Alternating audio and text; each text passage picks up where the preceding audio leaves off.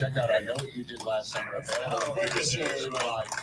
This is why we got to wrap it up with O'Shea Jackson Jr.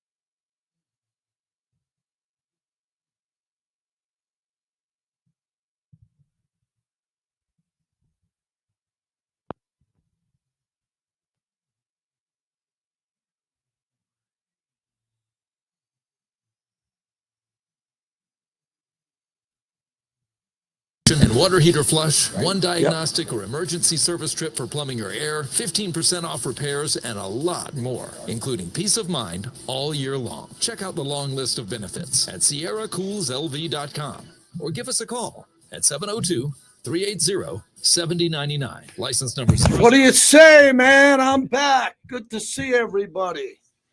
How we doing? We sounding good? Microphones up. Good to be back. God, it was good to get away. Good to be back. You know how that goes. Thank you, D. I know you went to Mort's celebration of life. We're going to have a Raider Mort tribute show Wednesday, the entire show. A tribute to my buddy Raider Mort.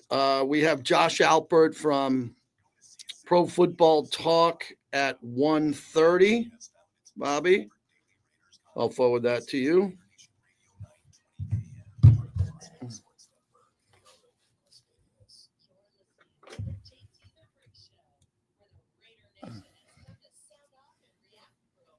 Years. It's the JT the Brick Show, broadcasting live from the Finley Cadillac Performance Studio. Raiders bring a blitz. He takes it off the middle, and he's wrapped up from behind. Max Crosby. Your silver and black home to sound off for over 25 years. Open at the 35, racing to the 20, 10, touchdown Raiders. And now, here's JT the Brick. Out of the gate, JT, and I am back in Vegas. Man, it's hot. I knew that. That's why I was out of here for 12 days. Couple of weekends, and it's good to be back on the flagship of the Silver and Black Raider Nation Radio. My YouTube chat, man, look at all the people in there. Great to see everybody. You can watch the show live. You can subscribe for free at JT the Brick YT. And if you're listening on all the other platforms, thanks a lot for doing it. And there's a lot I got to catch up on. Today's a reset show. You know, I've always said this when you've been in radio as long as I have. Everybody asks me, how do you prep for the show? And I always say, well, I'm always on the radio, so I don't have to worry about that. When I go to bed, I know the score. I wake up in the morning, they don't play many new games, and I'm always prepped up. And when you're away for a couple of weeks or a week and a half, you kind of got to hit the reset button, get going again. This is the dead zone. This is it. This is the moment where there's no football, no basketball, other than Summer League. We love Summer League. We're broadcasting live from Summer League on Thursday. I'll be live from the Thomas and Mack, but no games for baseball, football, basketball, and hockey. Oh, boy. So that's the dead zone when it comes off the American Century, golf, the Celebrity Golf Tournament, and Home Run Derby, and the Baseball All-Star game. And I'm a big Baseball All-Star guy. I grew up with it. I love it. I'll tell stories. I just went to Yankee Stadium on this trip. I saw a win. They never win. I saw a great game. I saw a dominant game. I'm excited about that. Today is Sebastian Janakowski Day. So as you told, we told you summertime radio in order to get us through training camp, and part of training camp, we're going to pick 1 to 2 players a day that were drafted by the Raiders who are Raider all-time draft picks. Today, it's Sebastian Janikowski. So here's how I'd like you to participate, because I can't talk 2 hours on Sebastian Janikowski. I can, but I'd rather not. I'd rather hear from you. So if you want to get in the chat, if you want to come on Twitter, X at JT the Brick, I'd appreciate a couple calls per show. We don't have to have them, but they make the show better. 702-365-9200. Tell a Janikowski story from the day he was drafted to his epic kicks, what he meant to you as a Raider fan. I guarantee a lot of people met him. You've met Janikowski, you hung out, you might have drank with him. You might have had a cerveza or a vodka with him. So that's what we're doing today. I might get another player in. We're going to have to get to 2-a-days coming up. And then here at the end of the summer, we're going to rank the top 10 Raider draft picks of all time from 10 to 1. So it's a big task. And Bobby's doing some work, and he's trying to get this thing moving along. And, that's what we're going to do this week as we're here ready to roll. So that's what I want to get to. I want to begin. I lost a dear friend. One of my best friends, Raider Mort, passed away. And unfortunately, I could not get back for it because I had this trip planned with my family, my parents. Raider Mort was like a brother to me. When we found out the passing as I was away and the details of it, which were very uncomfortable for me, it took a piece of me. It really did. It took an absolute piece of my heart and a piece of me. He's one of the closest confidants I've ever had. when it came to Raider Nation. He is the encyclopedia of Raider Nation. He's in the Visa NFL Hall of Fame, the Fans Hall of Fame in Canton, Ohio. I lived with him. He came to my wedding. I sat with him. I tailgated with him at every game I ever went to in Oakland. I saw Mort and hung out with him. And he called my radio shows for 25 years until he was ill near the end of his life. So I didn't expect this. Obviously, you never expect it. The end of Mort's life was very difficult. For those who know, they know. I'll keep a lot of that private. But what we're going to do is on Wednesday, we're going to do a complete 2-hour tribute show for Raider Mort. I want to thank the Raiders who put out a beautiful commentary on his passing. They put that up on the website, and the Raiders did that with Black Hole Rob. They reached out to me in both instances. It meant a lot to me and my family. And if you know me, you know Raider Mort. If you know me on the radio, you know Raider Mort and the impact that he had on my life and he had on your life. And from the Black Hole to all the fans who ever went to a game in Oakland, it's just a shame. I thought Mort was going to outlive us all. I really thought he was set. His DNA was set for him to live till he was 100+ years old. God took him. For those, a few of our friends went to his celebration of life, his passing. And again, it cripples me that I wasn't able to attend, but I'll do my part here, and Mort will never be forgotten. So I'm going to do a monologue on Wednesday, which I'm preparing now. We're going to have some special guests that day. And hopefully if you want to call in on Mort, you can call in today or anytime you want. But that'll be a special show for him on Wednesday. When someone very important to you passes away and there's a connection to radio, they deserve more than a few minutes. They deserve a lot. So Raider Mort, rest in peace. And I'm sure I'm going to get very emotional on Wednesday when the flooding of emotions come in. God, he was a good friend. I mean, I take honor in the fact that I was just back east with my friends from first grade, guys I was in first grade with who were my best friends. And Mort broke the code and got in there with my friends, and I considered him one of my best friends. So, you look at the people that the Raiders have lost from a fan perspective. Raider fans die every day. Every day a Raider fan dies.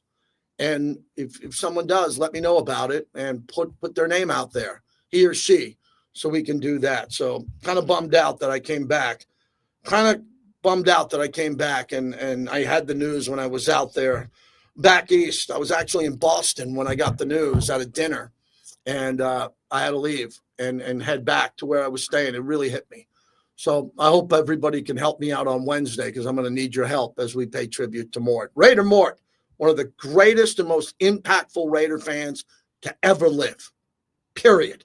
And everybody who knew him would say that about him. Gone too soon. All right, a lot of other things I want to get to here. Again, Sebastian Janakowski will be the focus of the show starting at the bottom of the hour. I'll go through the history of Seabass, some of the stories. We have a little bit of sound here, and jump on in on that. If you want to start dialing and get in here now, I have limited time today. If you got a good Janikowski story, 702-365-9200, and sound off like you got a pair. Why Janikowski today? That was interesting. Here's why. He's not in my top 10, but he's close. Like, you can sit here and debate Sebastian Janikowski. Impact. Now, he didn't win a Super Bowl, but he kicked in a Super Bowl. At one point, he had the longest kick in NFL history, leading scorer in Raider history. At one point, he had a lot of things going, but he was a character too. He was a massive character, unique person. And when you think of the Raiders, in any era, Janikowski could have played for the Raiders in 1960, and he could have played for them today. He's the ultimate Raider. So we're going to spend some time talking about him and the impact that he had overall. I got some vacation stories to share via sports, from a sports perspective as we jump in. NBA Summer League, Cooper Flagg in 2 games, averaging over 20 points a game. I'm looking at some of the highlights now, as he had his coming out party, which is always good. Dylan Harper had 16 points in that game as he went to the Spurs, and Dallas came out with that. So Summer League is very important this time of year. It's a big part of our economy here in Vegas as we roll on with that. So I want to dive into that. And then from a current Raiders perspective with the team, and as the team is now, I talk a lot of Raiders. I stayed at my buddy's house, which was an estate name dropping there on Long Island. His son was home and his son's friends were home, and they were, testing me on Raider, and this and that. They're gamblers. They wanted to ask me, these young guys, what's the over-under on Ashton Genty's rushing attempts, props, and all this. I just said, like I tell everybody, Raiders are going to be good this year. Raiders are going to be very good this year. The question is, how many games are they going to win? How many games are they going to win? And we are counting down to rookies reporting before the veterans report. And then the preseason jumps on us with 3 preseason games that we'll dive into. 3 preseason games. I'll be calling them on the radio. We're going to be doing a lot out there over at the Raiders. The Raiders are going to be hosting us, and fans and radio shows are going to be out there. So that's going to be fun, even though you're going to have to thread the needle with the heat out there for everybody to see what the Raiders are going to do. And overall, I'll dive into a little bit later on in the show. I watched the documentary series, Peyton Manning's on quarterback, on the 3 quarterbacks on Netflix, which was Kirk Cousins, Jared Goff, and Joe Burrow. And I think I'll be able to tie that together for Geno Smith. A couple of people were asking me about Jack Bash. His contract isn't done yet. All the second-round picks are holding out. All those picks are holding out because some knucklehead gave one player guaranteed money. And now everybody wants guaranteed money if you're a second-round pick, and you do not deserve guaranteed money. You deserve a signing bonus, which could be a lot of money, and a contract, but you're not getting it all guaranteed because you might not be good, and you might get your ass cut. Not Jack Bash, but there have been second-round picks who didn't play, and second-round picks who didn't make the team or were on the team next year. So we're not giving these guys all guaranteed money. Okay, Kirk Cousins is the architect of that. They did it to Deshaun Watson with his $230 million guaranteed. Not everybody gets guaranteed money, period. And for that holdout there, I don't think that's going to be a big story. I've interviewed Jack a handful of times, and wow, what a special young player he is. So we'll dive into that a little bit later on in the show. Baseball at the All-Star break. All the teams, Dodgers, Yankees, Bobby's Red Sox. So I'll start off with this story, Bobby. So part of my trip, so we were supposed to fly out 2 Tuesdays from the past on a red eye. So I'm sitting at home in Vegas, and I've had some really bad luck traveling, man. Not bad luck because the planes have all landed. Bad luck is when your plane doesn't land. Yeah. Or so you know what I mean. But I've had some trips lately, man, that have been a horror show. So we're sitting home Tuesday during the day, and we're taking the red eye at 9:45 at night to head to Boston. My wife never been to Boston, and she's traveled a lot. And I said, let's go to Boston. I'm kind of juiced up in Boston, know some people there. We'll go have fun. So we get the tickets to the Red Sox game on Wednesday. They are on the third base line, on the line, not 2 rows back, front row, third base, where Pete Rose slid in head first. Remember the iconic Pete Rose slide against the Red Sox? I was going to be sitting 15 feet away from there and had a good lunch reservation that day. I'm sitting at home all day, and all of a sudden the flight delays start coming on the phone. I'm like, come on, man, we're taking a red eye. What's going on? That's when all the light poles here in Vegas were flying to the ground. It looked like the Wizard of Oz, where next thing you know, we never have wind until JT's flying, and we had wind. So the flight started delaying. So a 9:45 flight to Boston, 9:45 Pacific, ended up, it was going to take off at about 2 a.m. But at least it was going to take off. I was still going to get to Boston. So we pack up the car. My son's getting ready. My wife comes out of the garage and gives me the throat / sign, flight's canceled. I'm like, really? Yeah, flight's canceled. So we lost half a day in Boston, didn't get a chance to go to the Red Sox game. Bobby, I'm tying that up because since that game, the Red Sox have not lost. I know. They've won 10 in a row. So that will be my way to you. The curse of JT in a good way for you. So I missed going to Fenway Park, but we were around Fenway. We had a good time. I went to Boston for 2 days. Boston, Bobby, was immaculate. Immaculate. We were there on the 4th of July. That's the only day of the year where the USS Constitution, our oldest naval ship, our oldest, number 1, Old Ironside, sails. I got a chance to see it sail. Went on the Freedom Trail, Paul Revere's house, Bunker Hill, all the things you go when you're there. And the restaurants on the north end were spectacular. better than New York. The Little Italy in Boston, better than New York. Had some nice meals there and then had a good time. Then went to the fireworks, the Boston Pops on the Charles River, which I've never done before. I did the Statue of Liberty once. I went to the fireworks there, and it was just breathtaking that we were there, threaded that needle. And then we rented a car and then drove to New York and went and saw my parents in New Paltz, New York, and saw my folks for a couple days. Had a beautiful time in light upstate New York. It's not upstate New York, but did a lot there with my sister and my brother-in-law and my nephews. And then we spent 7 days on Long Island, on the beaches in the North Shore of Long Island. Went to the Yankee game. The Yankees won. Bellinger hit 3 home runs, should have been 4. One was robbed going over the wall. So I saw the Yankees win, so I wasn't cranky Yankee. I got a good story to tell you about maybe the best pregame I've ever been to. And it was at Yankee Stadium, and I'm a Yankee fan. I didn't even know it existed. I'll get to that a little bit later on in the show. And then I flew home yesterday back to Vegas and had a beautiful flight home. And on the entire flight, I watched Netflix's Quarterbacks, the whole thing, the whole series from 1 through 7 or 8, how many episodes that was. So I felt like that got my mind back to talk football. And I wanted to tie in the Netflix documentary series to Geno, because Geno Smith was in Miami working out, in South Florida, exactly, working out with a couple of people out there. I got some good information, intel on that I'll keep to myself.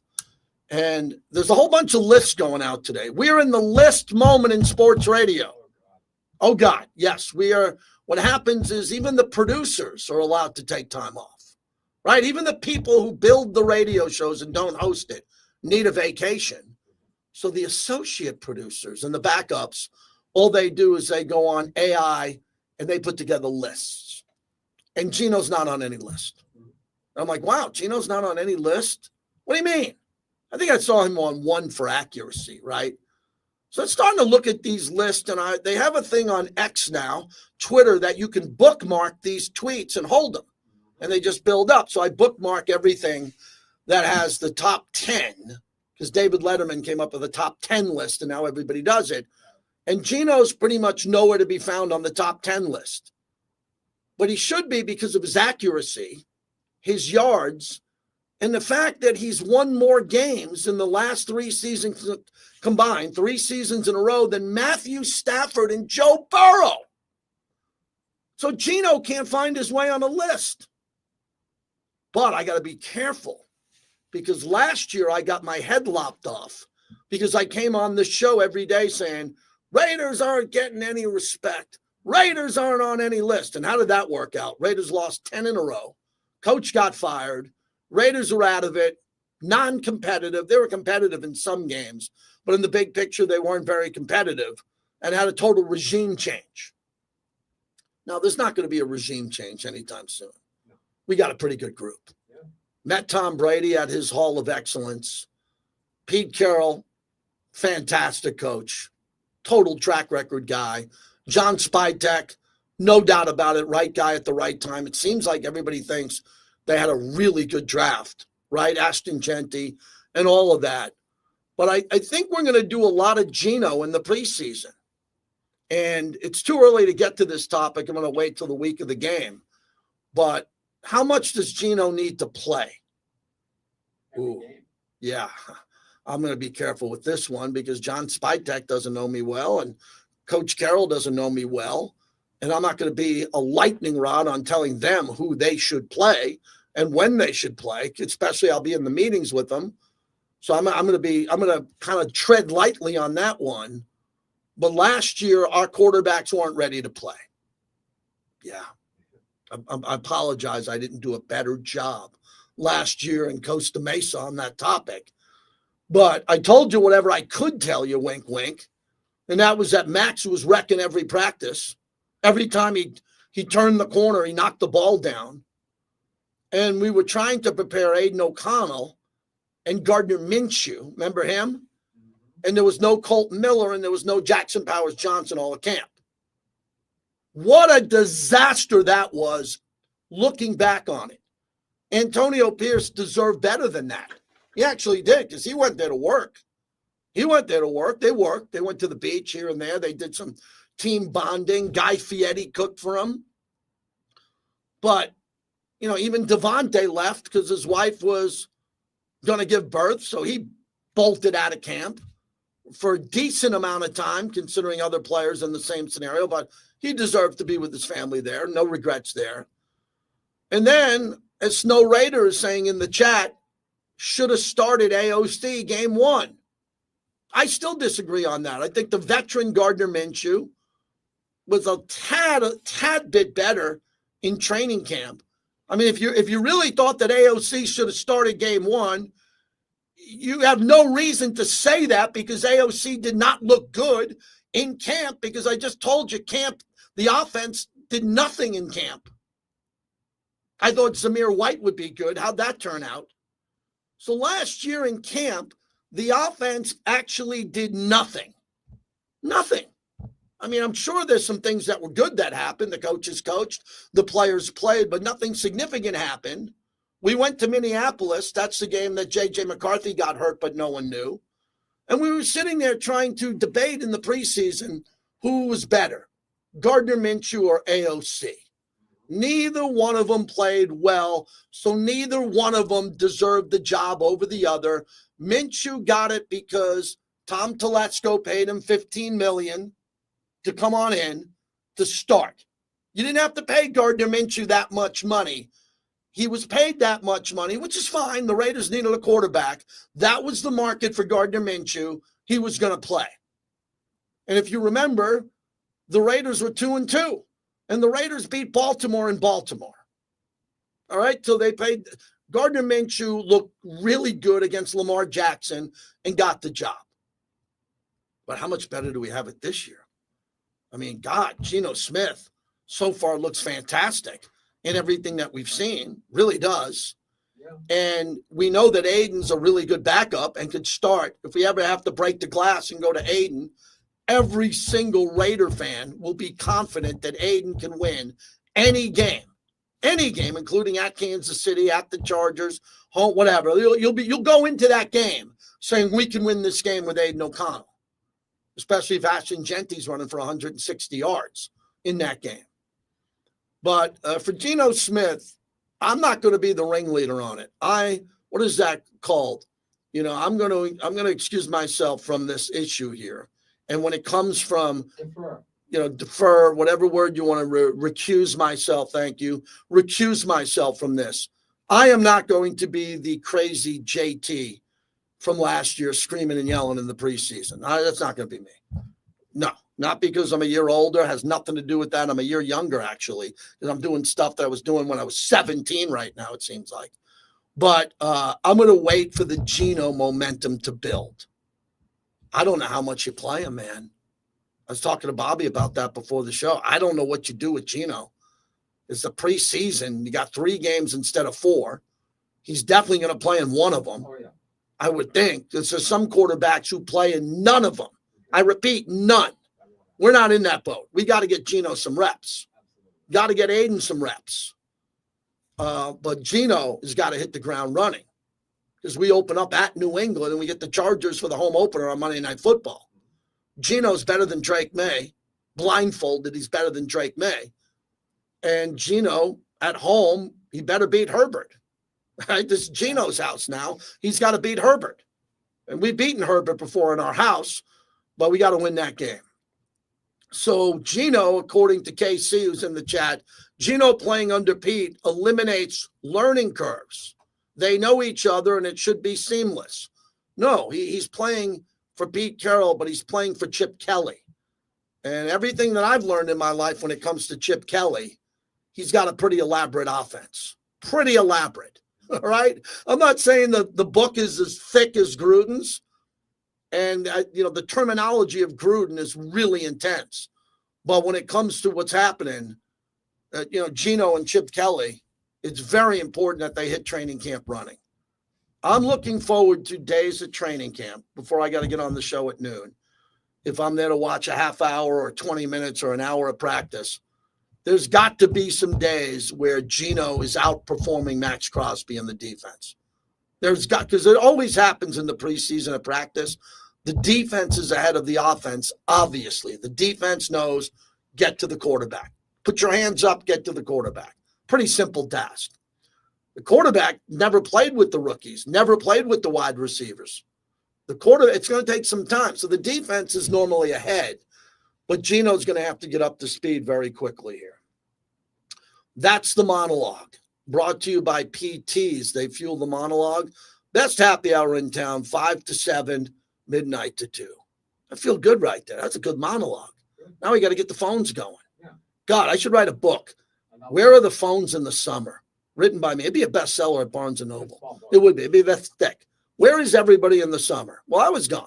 I can't make an excuse. I was gone, thanks to Vinny and everybody else who filled into the shift while I was gone. Now I'm back. We got a good week of radio.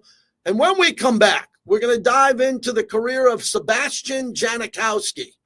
The callers today call in on Janikowski. What do you remember about him? How do you rank him as a Raider? We'll look at his draft career, what he did as a draft pick, his overall, I think, impact on the Silver and Black with Al Davis and Mark Davis.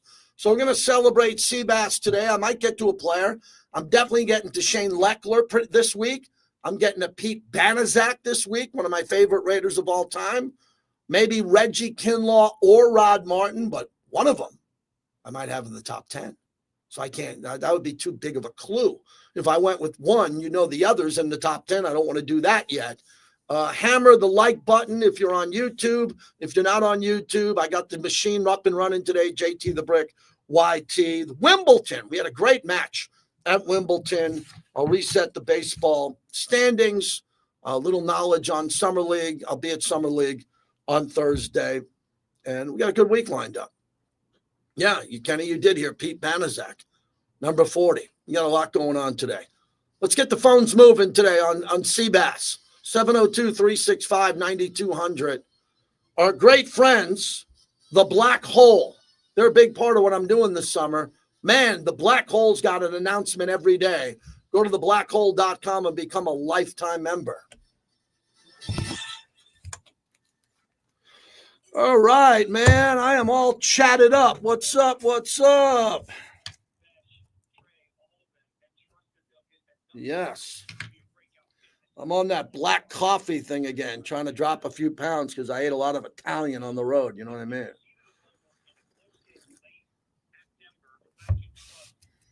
Did you give me a rundown of the Seabass bites that you have? Or I did not make a rundown of that. all right, you know the 3 bites you sent me though. The Gruden on Janakowski. Yeah, let's. The long one about Janakowski when he got drafted. That's what I'm going to lead with. So come out with the open. Yep. And then I'll throw to that first. Understood. Yep. And I got the other one, the assorted highlights and content thing, but I got better highlights. Oh, breaking news. Fox Sports 1 blew out most of their programming today, except Colin Cowherd and Nick Wright. Joy Taylor, don't want anybody ever to lose a job. All got blown out today.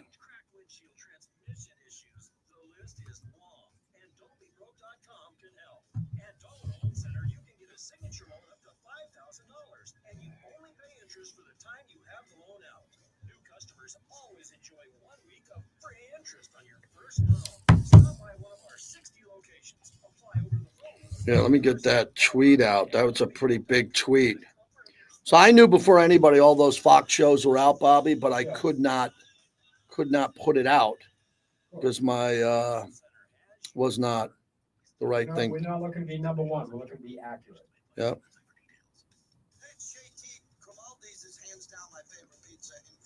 All right.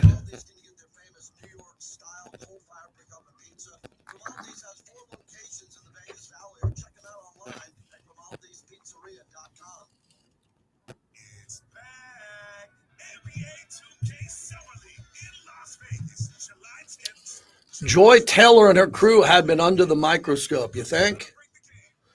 Yeah, Kyle, I had a good trip. Yeah, I did that American Century for 10 years back in the day. I wish I would be up there. That's a really good trip. That's always been good.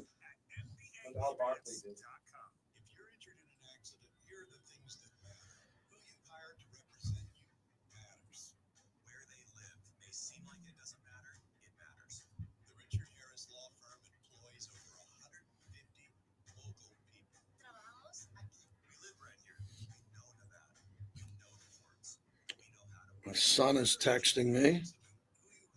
Hold on.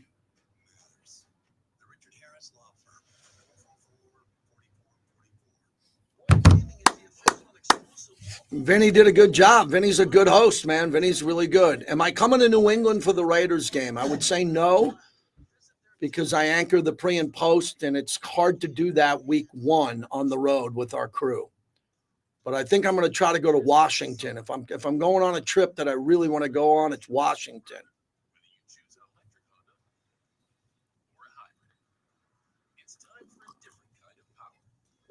The problem with the Washington game is it's a short week because we play Monday night home opener on a Monday, and then we got to be in the nation's capital, I would assume, on Saturday. And it kind of sucks when you travel on Saturday, because if I fly with the team, I'm there Saturday and I'm back Sunday. Do I want to go cross country week 3 for one night? That normally isn't a good idea.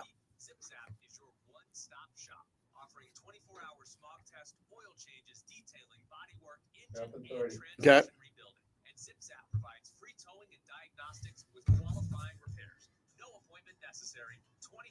Service. ZipZap Auto at Cheyenne and North Durango Drive and online at zipzapauto.com.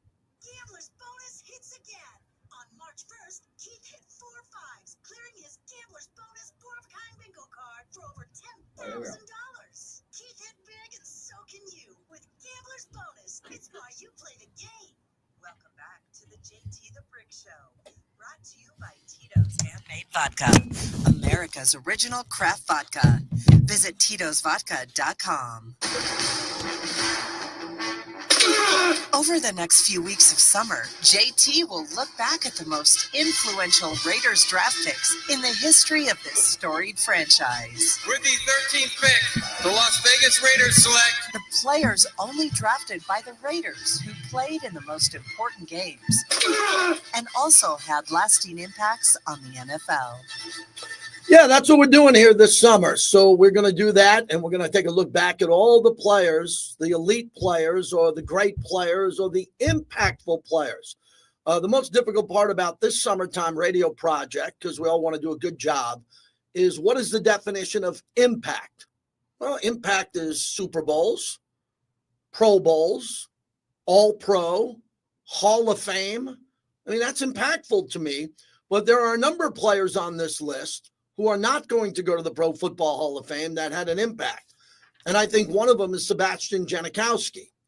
Now, Sebastian Janikowski is one of my favorite Raiders because I believe I have a role in this. Not in any decision to bring him here, but I had a role in the beginning of his career because I saw it. I was the first one to read his draft card. I got to know him a little bit. He was a hard guy to get to know because there was a language barrier early. You know, Sebastian Janikowski from Poland. It was great. He was born March 2nd, 1978 in Poland. He's currently 47 years old. Primarily played for the Raiders. He had a great college career at Florida State and was selected 17th overall in the 2000 NFL draft by the Raiders and Al Davis. He's one of only 5 NFL kickers to be selected in the first round of the NFL draft. That's impactful. He's the Raiders' all-time leading scorer and appeared in more games with the franchise than any other player.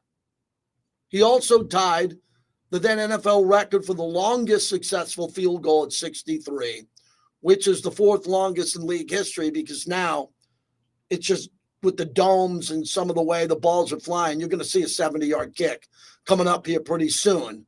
But I think it's really interesting if you look back that his father was a professional soccer player, and they moved to the United States in the early 80s, and he ended up playing because they emigrated from Poland, which was a big deal. His parents divorced.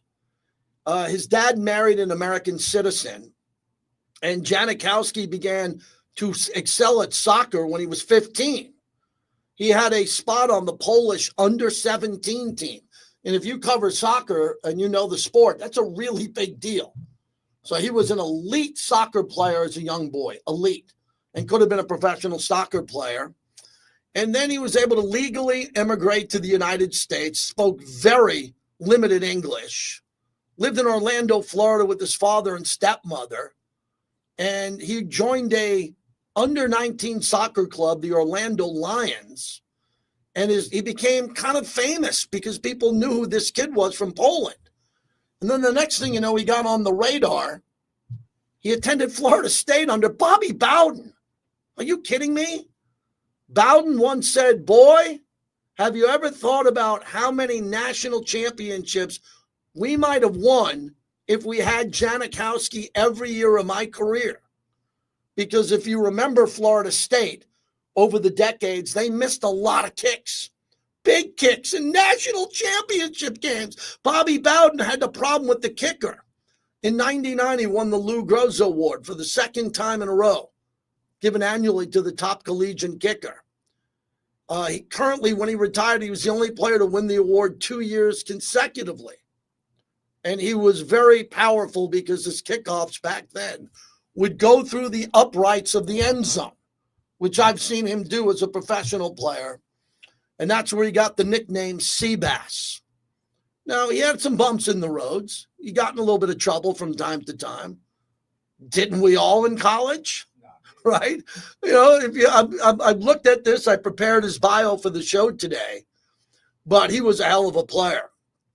Prior to the team's appearance in the national championship game, which was the 2000 Sugar Bowl, he declared his intention to be available for that upcoming draft, and it made national news. Now, that's when he got on my radar because I was watching college football. I was intrigued with this story. I had no idea the Raiders were going to draft him. How could I? No one.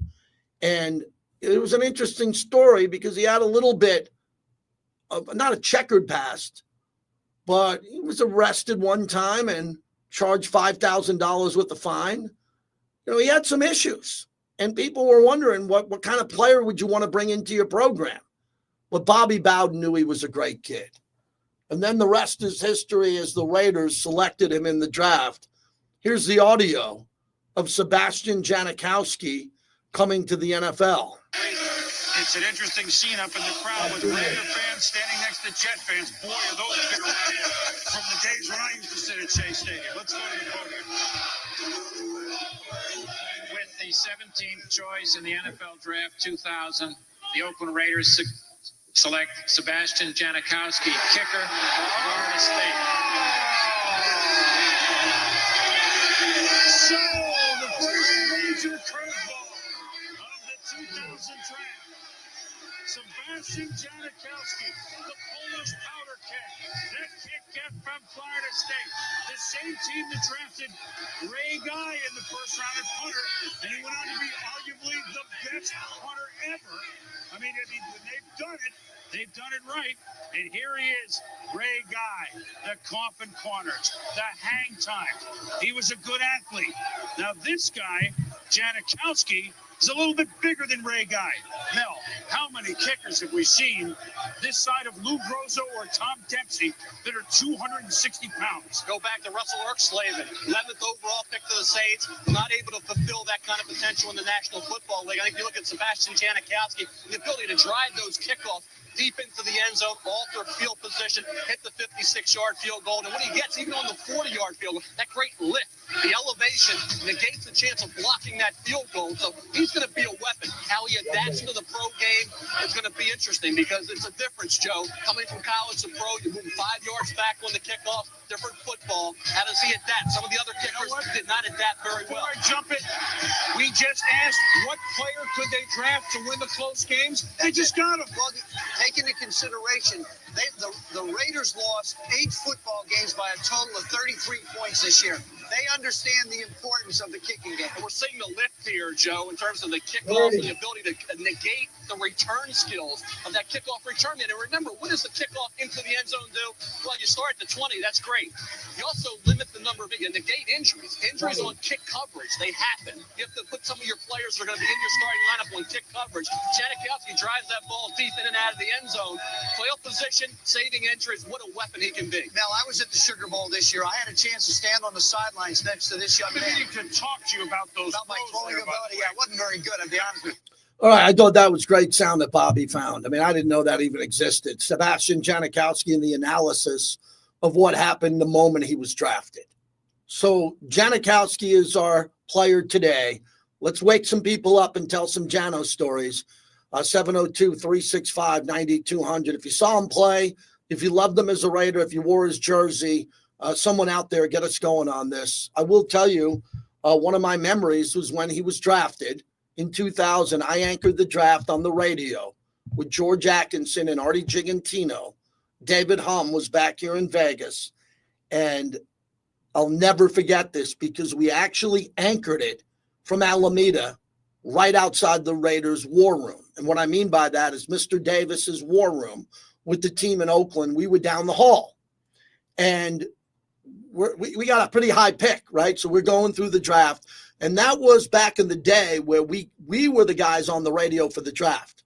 Now we don't have that. We just cover the draft and we take the feed of the draft, which is fine. And then we do the analysis of it. They handed me the card. I remember vividly showing the card to Sebastian Janakowski, to Artie Gigantino, who was a special teams coach. And he was aware of him, and George Atkinson. And George looked at it, kind of like, looked back at me like, what is this? And I got the name right. If you looked at the card the way I did, a lot of people would have fumbled that one. I knew who he was because I watched college football, Sebastian Janikowski, and we talked about it, and we couldn't believe it. It turned out to be a good pick. Now, a lot of people said, and I'm not going to dive into that draft, you couldn't have got Janikowski, in my opinion, would have been drafted in the third round or the second round. Someone would have took him. Mr. Davis took him for the right reasons. He needed a scorer. Yeah. He scores points, more points than a quarterback, receiver, or running back. He is a goal scorer. And Janikowski lived up to that. He played in a Super Bowl. He struggled as a rookie. He had all 46 of his extra points as a rookie, but in his rookie year, he was 68.8 as field goal attempts. But remember, they were launching him and telling him to come out there and kick some big ones. In 2004, he was given a 5-year contract extension, at the time worth $10.5 million. At the time, that was the highest paid kicker in NFL history. And in February of 2010, think of this, he signed again in 2004, 2010, he signed another contract for $16 million over 4 years, including $9 million guaranteed. That was the most ever guaranteed money for a place kicker in NFL history.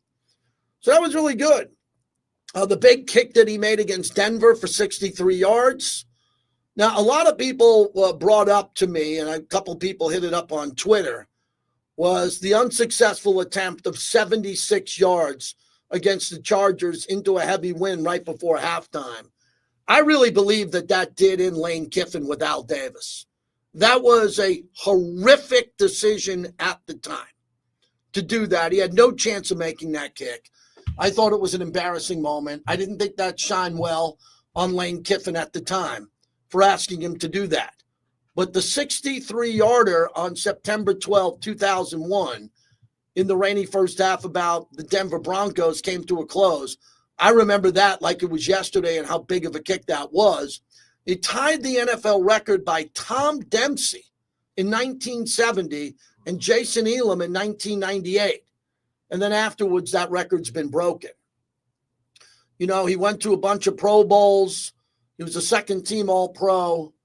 And again, Janikowski was one hell of a Raider. He ended his career. He signed a 1-year contract with Seattle, and he won the Seahawks starting kicking job after the team released Jason Myers in 2018. And Janikowski had a couple of big games with them overall. But, you know, he was a good guy, a really good player. I got a couple of stories to tell about him. Want to hear from you, 702-365-9200. We're not a podcast, we're a talk show. And I picked Janikowski today coming off vacation because I figured that would be a kick through the goalpost and get everybody going there. So more on Sebastian Janikowski, the impact he had. Get some interesting stories to tell about him from a firsthand perspective that I have, which I'm sure you might know a little bit about. We'll tell you that on the other side.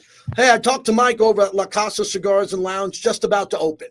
So his cigar lounge, one of the best you've ever been to, is right next door, but they expanded it. and it looks incredible in Tivoli Village. We will do a live broadcast from there. Not the day it opens, but at some point this summer, we're going to come in there big and do a broadcast there. So go get ready. Check it out. La Casa Cigars and Lounge. They'll be back pretty soon. Could be as early as this week. Cool. And I will be there. I had a bunch of cigars on this trip. Oh, had a bunch of cigars. Good ones from Boston down to Long Island. It was great. Who's going to be my first Sebastian Janikowski caller of the day as we open up the show live from Vegas, looking back at the most impactful Raider draft picks of all time? That's code word for saying no one's on the effing phones with Janikowski, so my temperature is lightly rising. Lightly rising.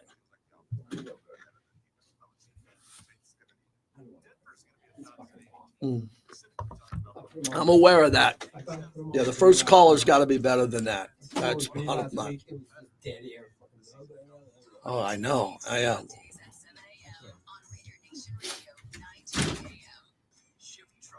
Yeah, Janikowski could have been one of the greatest kickers of all time. He's not Adam Vinatieri. He's not. There are better kickers, Mort Anderson, Jan Stenerud. They were better than Janikowski. They've kicked in bigger games, but Janikowski had the ability to be that good. And financially, he was a god, man, with all the money that he made.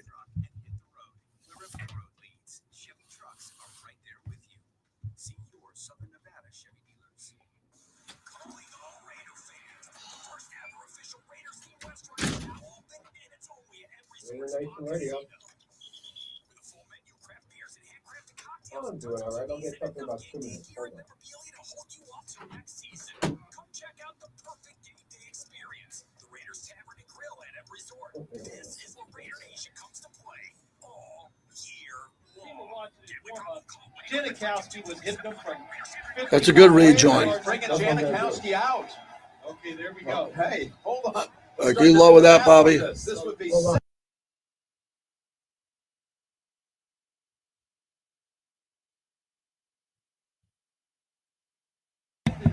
Getting a little preview sound there.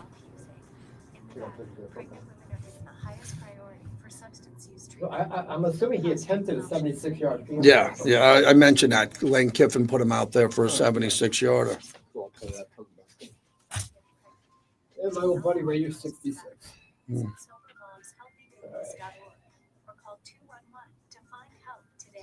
SilverMomsHealthyBabies.org also has resources for healthcare providers, friends, and family. If you want to help someone who's pregnant using, visit SilverMomsHealthyBabies.org. You got about 5 minutes on the other. Okay. And you got the guest next hour. I sent you a text. We have Josh Alpert from. My phone's in the other room. All right, yeah. Home run derby tonight. The favorite is Cal Raleigh plus 260. Interesting.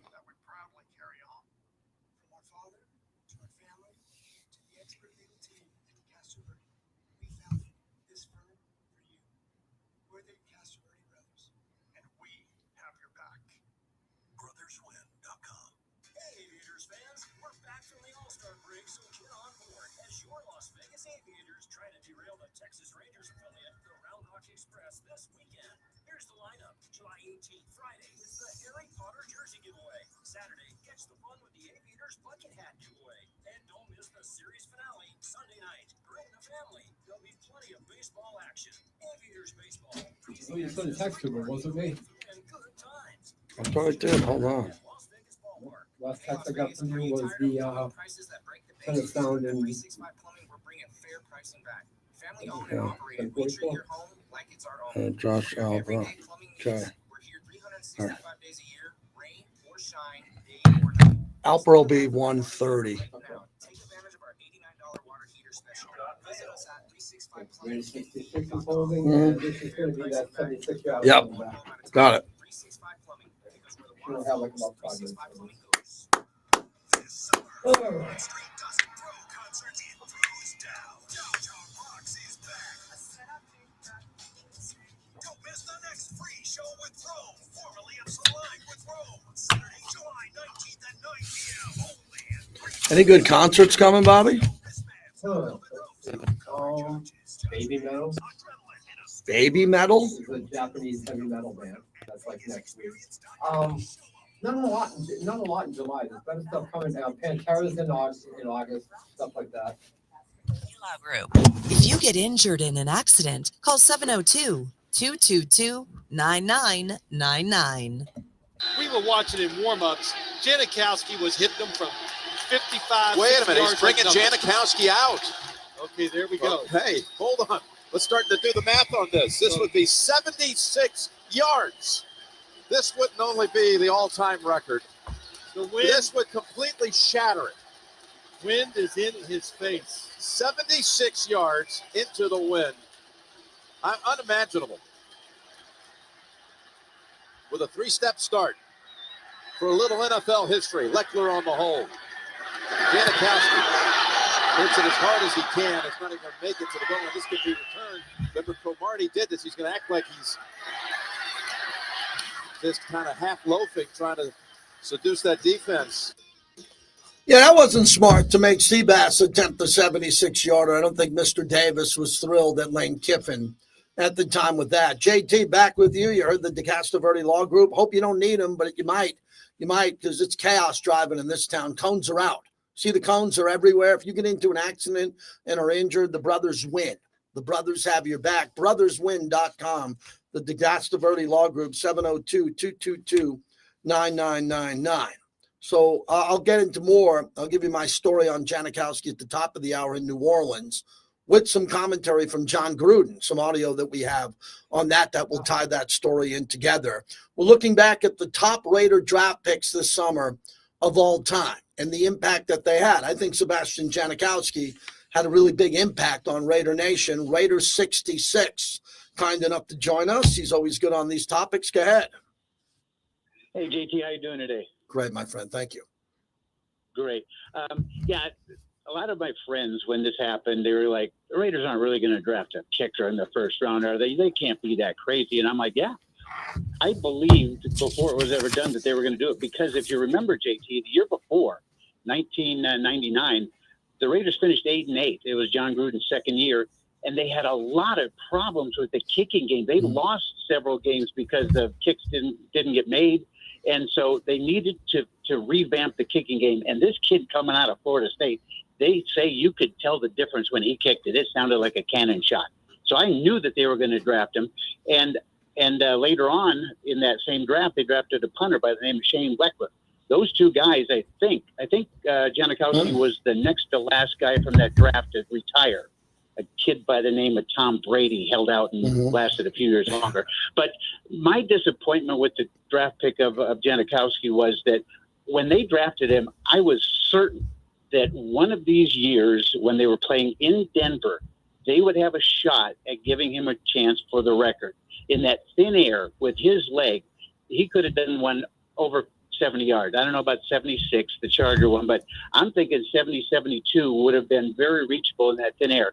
And I kept waiting for them to do that free kick situation at the end of the half, at the end of the game, because in that instance, you don't have any rushers. You don't have any, you can take a little bit farther step. And that was just tailor-made for him. And that was my big disappointment. Also, he was the master of the long-distance field goal. He made, I believe it was like 58 of 50 or more yards. That was an NFL record at the time. Justin Tucker recently tied it. But, yeah, my thing with Janikowski, I knew he was going to be picked, and it didn't surprise me one bit. I was just disappointed that he didn't get the shot at kicking 170-plus. Thanks for your time, Jason. I agree with you. I think Janikowski could have made a 70-yard kick, especially in the prime of his career in Denver, in Oakland, anywhere. But those who say, the wind and all that, I get it. A dome would have been the best place to do it, right, in a dome. But he had the powerful leg to do it. He was a weapon. And I've been very happy with Daniel Carlson. I have been. I think Daniel Carlson's a good kicker in this league. He is a good kicker. But kickers come and go. I mean, it's hard to find a kicker and have them on your team for a long time. And if you want to make the Leckler comparison, Leckler-Janikowski, A.J. Cole from coming in here and earning a spot. Carlson came from another team, but it's nice to have two guys that can win games. I am a big believer in having a great kicker, and here's why. You got to score points in this league. And if you've heard me over the decades on the pregame show, I always throw out the number 9. 9's a very important number. It's my favorite number. Different story. We got to get 9 points from our kicker in every game. And here's what I mean by this. We need 3 touchdowns, which are 3 extra points. That's 3. And I need 2 field goals. That's it. I get 9. Now, it's hard. This team doesn't score in the past. If you look at the Raiders over the last couple of years, we don't score. When you score 17 points a game, it means you're not kicking field goals and you're not scoring touchdowns. We got to get back to it. So for those, and I know Fabian likes to bring it up, and others who say -4, you want to get a touchdown, you get a field goal. That's a 4-point differential. I don't freak out about that because I want the 3. I can live with the 3. Now, if it's first and goal on the 3 and we don't score, yeah, that bothers me a lot. If we're in the red zone and we don't score, it bothers me. But when you have a kicker, when you get over midfield in this generation that we're living in, you got to get 3 points, man. And you're going to get some extra points. They should be automatic. They moved it back to make it a little bit. And as Big D points in our chat, how did Adam Vinatieri not get in the Hall of Fame with Eric Allen, first ballot? How the hell did that happen? Adam Vinatieri is a first ballot Hall of Famer, and they made him wait. Really? That was shocking to me. When we come back, more audio on Sebastian Janikowski. Your call, 702-365-9200. And I got a good New Orleans story to tell about Seabass. Yep, I'll keep it here for story time, and then we'll bail about 15 after. Oh, what's going on, D? Is Hero?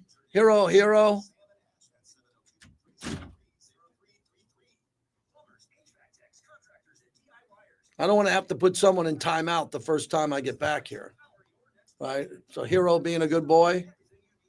Is Hero being a good boy? How are you, Q? How you been, man? Good to see you. Thanks.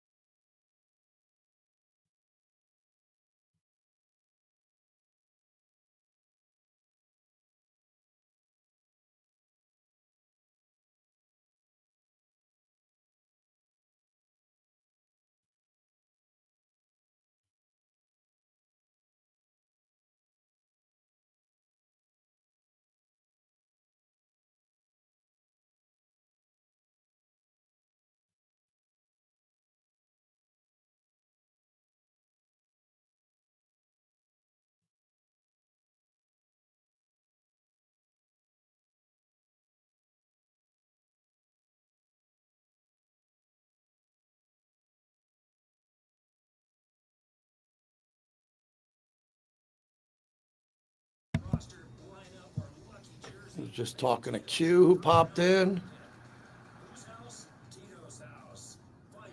Do I have to block this lame-ass Charger fan? That's what someone's saying. Good family, block them. I don't want to block them.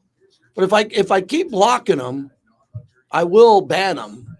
So I think Hero knows that. If he's a good little boy, he can stick around.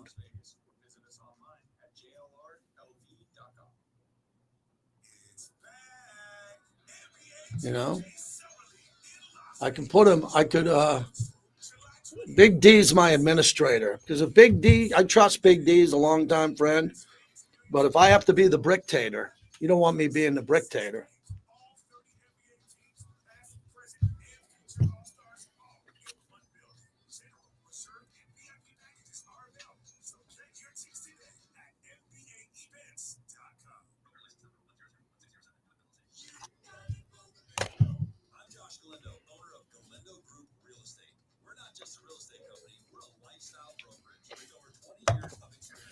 It's tough when people call in and Bobby's not here because he's smoking a dart. Bobby 1 o'clock dart.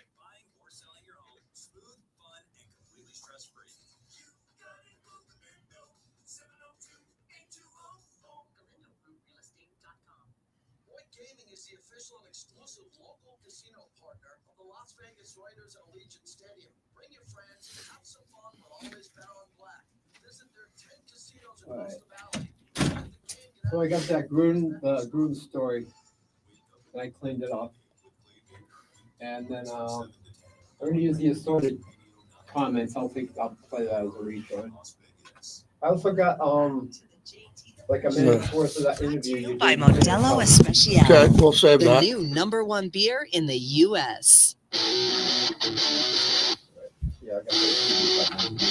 It's the JT the Brick Show, broadcasting live from the Finley Cadillac Performance Studio. Raiders bring a blitz. He takes it off the middle, and he's wrapped up from behind. Max Crosby. Your silver and black home to sound off for over 20 years. Open at the 35, racing to the 20, 10, touchdown Raiders. And now, here's JT the Brick. All right, JT, back with you. Hour number 2 off a little vacation, a big vacation. No, it was it was a week and a half, and had a good time back east. Thanks to everybody for welcoming me back. You can watch the show via YouTube at JT the Brick YT. We are doing our summertime radio topic of the greatest Raider draft picks, most impactful draft picks of all time. Today is Sebastian Janakowski. It's a fun story to talk about his career. Really, a really good career, solid career. I think 100 years from now, 100 years from now, Raider fans will know who Sebastian Janikowski is. No doubt about it. He had that type of an impact. An Oakland Raider from 2000 through 2017. First round pick in 2000, the 17th pick overall.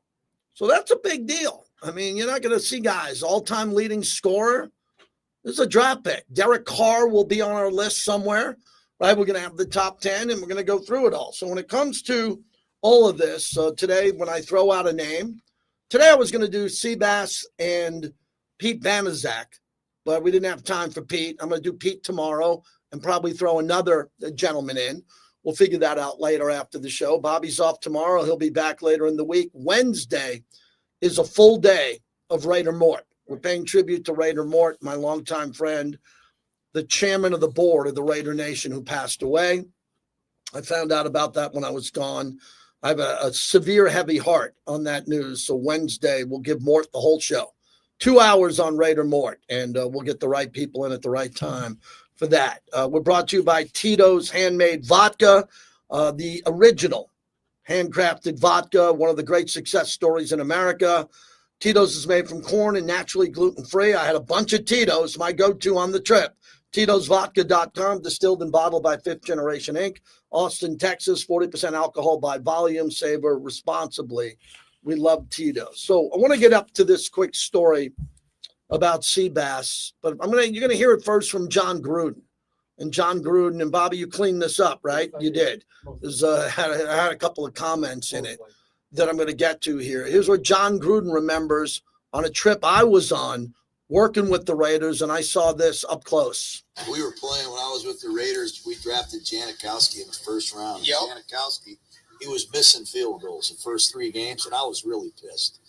So we went to play the Saints in New Orleans, and Janikowski's late for curfew.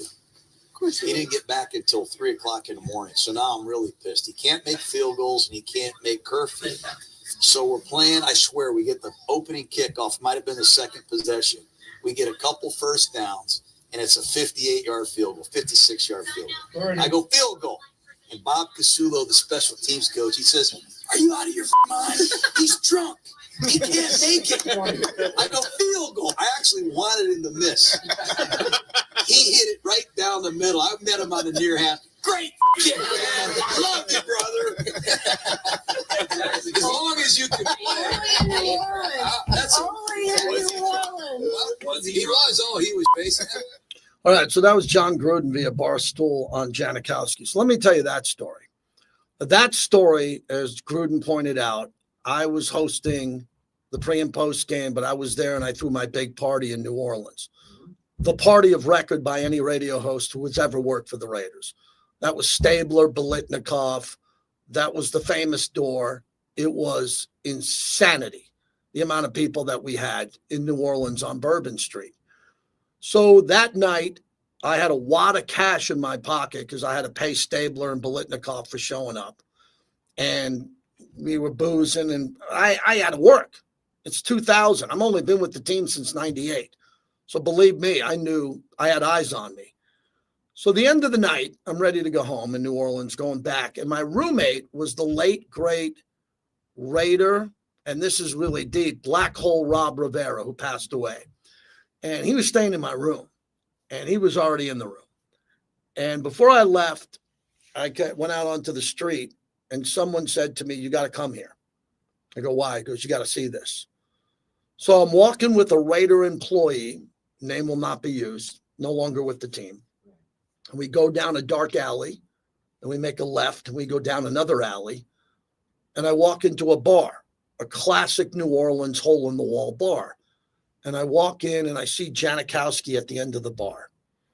And he is on a rager in a good way, right? He is throwing back shots.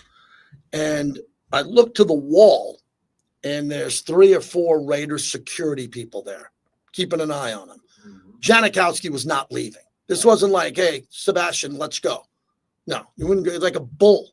You're not going to get him to go. So I'm watching him there, and he's doing his thing. So I'm like, "Wow, thanks for taking me here. This is pretty cool." And I leave. And I go back to my room. So that was before I had the double alarm set up, calling down to the front desk. I need an alarm for 7. I need an alarm for 7:15. I get up, and I get on the first team bus to do the pregame show from New Orleans in the booth. I get on the bus. Everybody's talking about this. Janikowski blew through curfew. He didn't come home till late. Pull in with the bus. I walk through the tunnel out to the field. And who's there with the tank top on, kicking field goals from 50 yards in warm-ups? Janikowski. I said, "Man, oh my God, how the hell is he here?" And he is drilling field goals in warm-ups. I took the elevator to the top, and I watched this, and it was incredible to see. And this is when the Raiders in 2000 were really, really good. So if you look at this story in the history of the Raiders and what was going on around that time, for John Gruden to say that, wow, it was that crazy and that amazing. And I never saw anything like it. And, I got to know him over the years at a couple of events till he knew me on a first name basis. And we have a little piece of a conversation that I had with him. Fabian, you're up next. Good to hear from you here today. What do you got? Hey, JT. The thing that got me was Seabass was, I remember him from college, and he kicked that field goal to win it for FSU. But when he came to the Raiders, it was at, I believe it was either New Year's Eve or New Year's Day game in Kansas City. And when he kicked that game-winning field goal, it's like, that's it for me. I was sold at that point. So that kick for you sold you on him, and that was your guy. Yes. Yeah, I mean, and he was your guy the whole time, right? The whole way through. Yeah, the whole way through. It was kind of sad to see him leave. Yeah, there was a few kicks he did miss, but correct me if I'm wrong, but I think he had more 50-yarders than anyone else has. Yeah.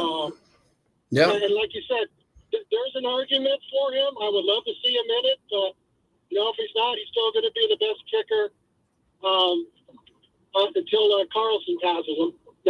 Yeah, and Carlson is a scorer. Thanks for the call, Fabian. Good to hear from you. I love the fact that Raider 66, Fabian's there. We want other people to participate other than the regulars. So if you're a first-time caller, you're listening, we want you to get involved on this topic as we're talking about Sebastian Janikowski today, 702-365-9200. You better believe it.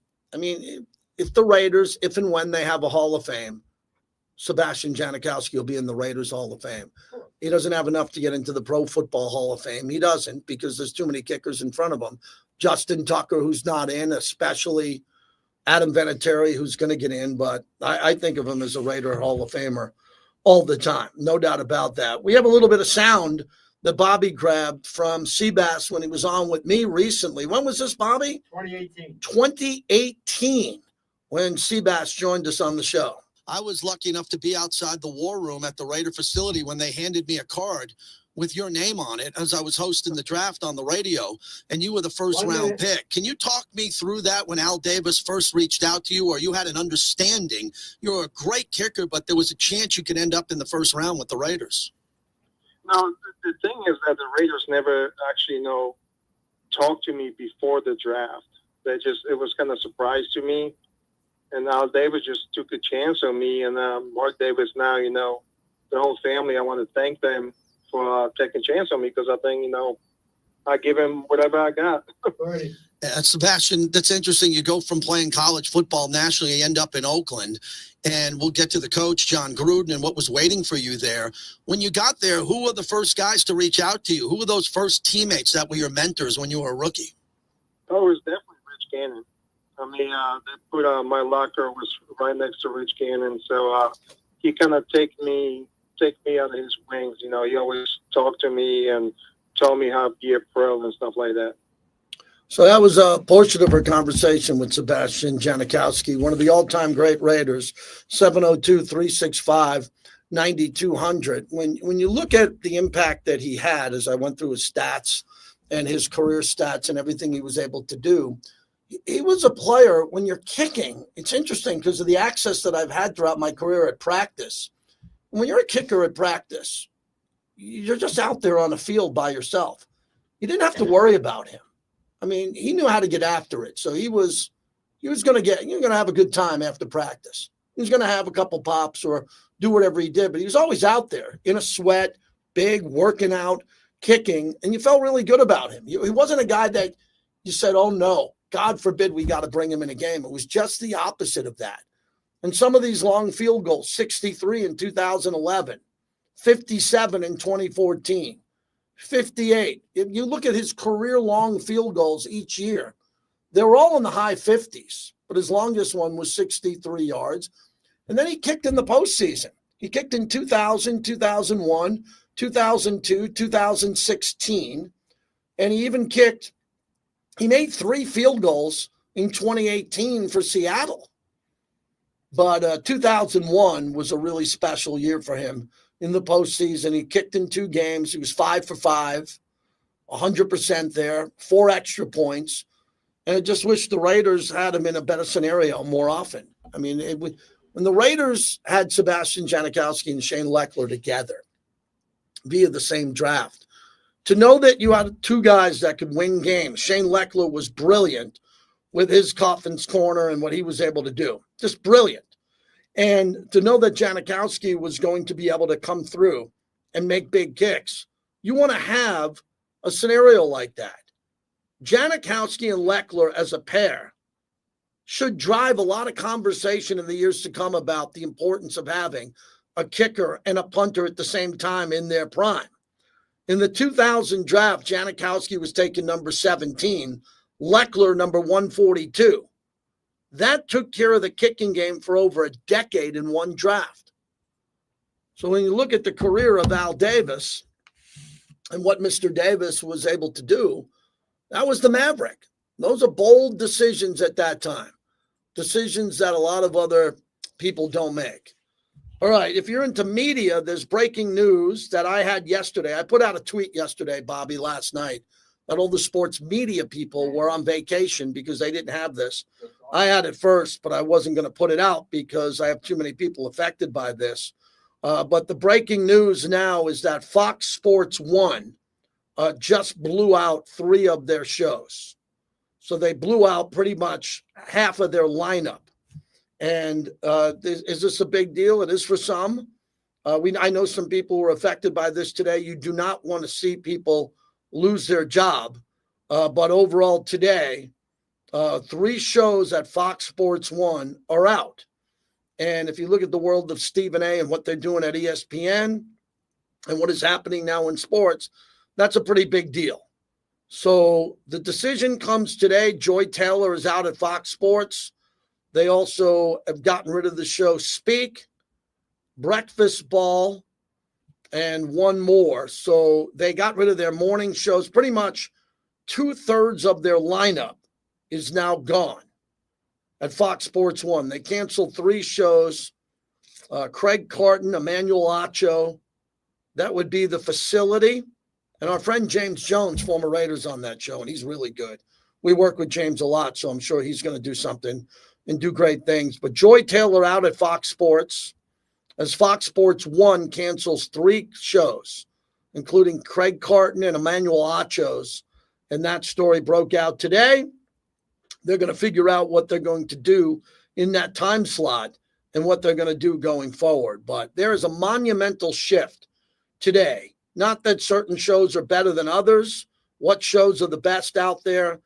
You know, a lot of people watch certain shows, and these shows had small audiences, but it still affects a lot of people behind the scenes, including friends of mine who work as producers, grips. They're on the sets.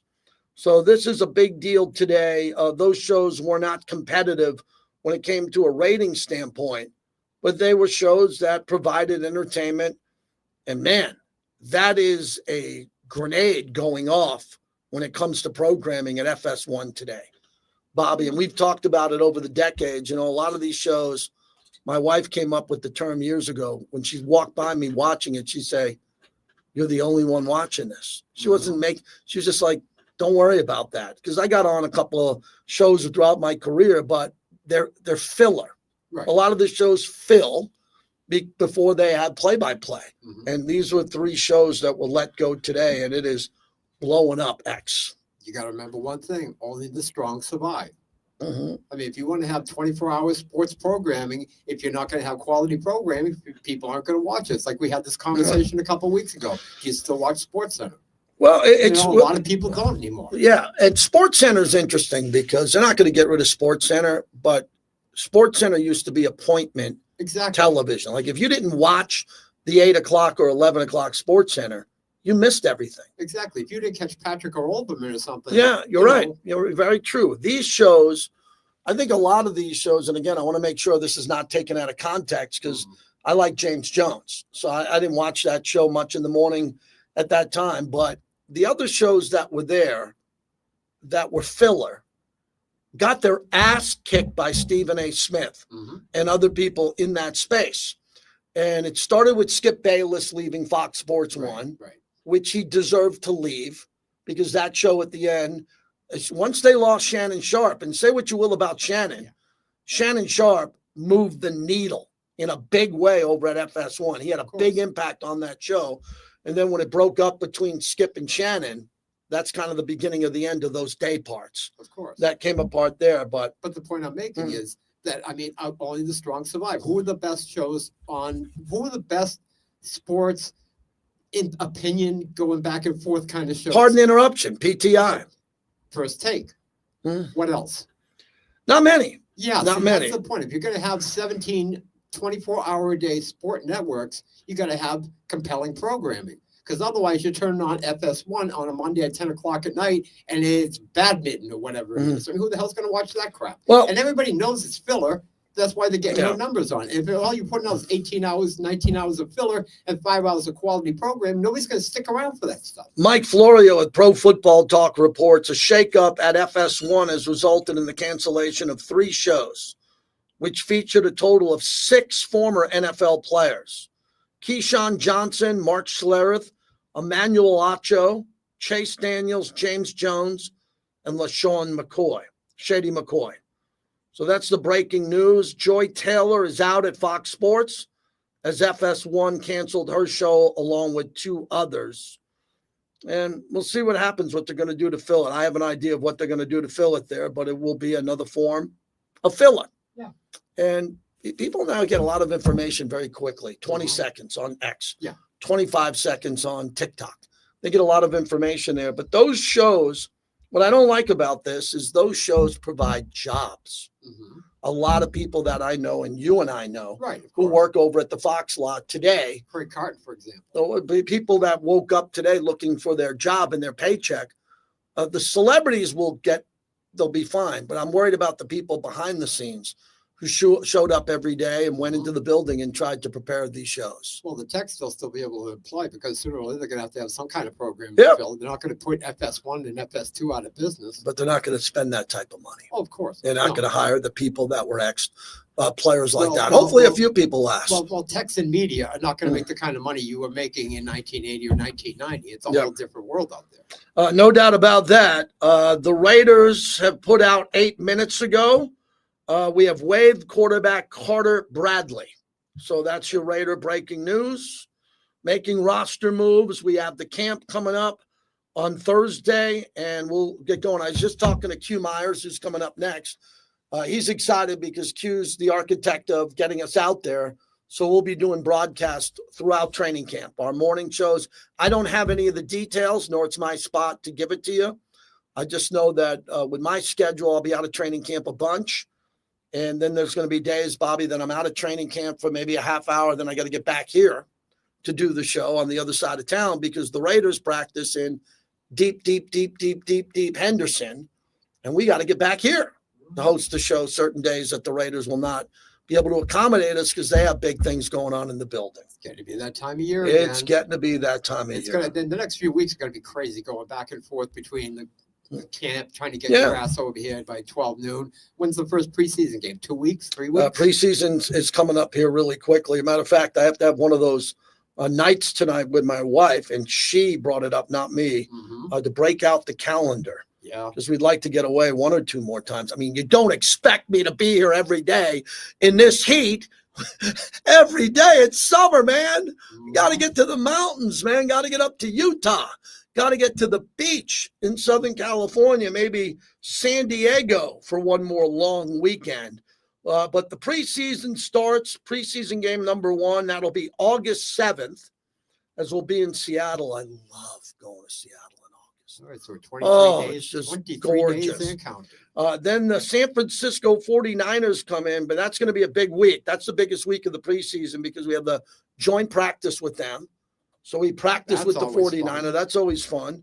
And that'll be August 16th, preseason game number 2. And then the third one, which is where those guys who have to make the team have to play their lights out game.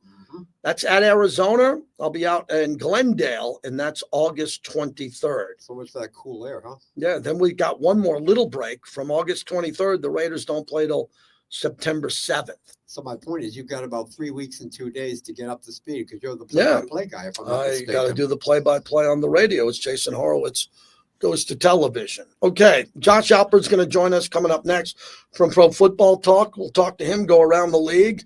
I don't have a list to go over with him. I don't have a JT top 10 because we did a hell of a show today talking about Sebastian Janakowski. Thanks to all the bricklayers, everybody up there on the YouTube channel. Hey, do me a favor if you're on YouTube and you're watching us now, remind everybody that Wednesday is our tribute show to Raider Mort. We're doing Raider Mort for 2 hours. I need everybody who ever met Mort, knows Mort, get the word out for me. Get the word out. You need to do that for me. I don't ask anything. I'm asking you to do that. Tell the world that we're doing a tribute show to Raider Mort. And when we come back, we'll dive into more NFL content as we continue on. Home Run Derby tonight. Oh, good. Has that jumped the shark? I say that every year because every year I watch Home Run Derby, and I'm on the air tonight on Sirius XM. It's always good. Home Run Derby is always good. And it's not long. It's only like about an hour and a half. Yeah, they sped it up. And I'll tell you my story about Yankee Stadium coming up before we wrap up the show as we continue on. No doubt about that. We're brought to you by Grimaldi's, the best pizza I ever had, and I was in New York. I didn't eat a lot of pizza in New York. I had the best Italian food that I've had since Vegas recently in Boston. But when I go pizza, it's Grimaldi's, the best pizza I've ever had, 4 locations here in the Valley. Thanks to Grimaldi's for being a tremendous partner and providing us $50 gift cards to give away all summer as we continue. Thank you, everybody. Appreciate you. We'll be back tomorrow. I'll be on tonight, Sirius XM. That's 7 o'clock Pacific. A Big Raider Mort show on Wednesday. Please be there for us. Thank you. We didn't make all the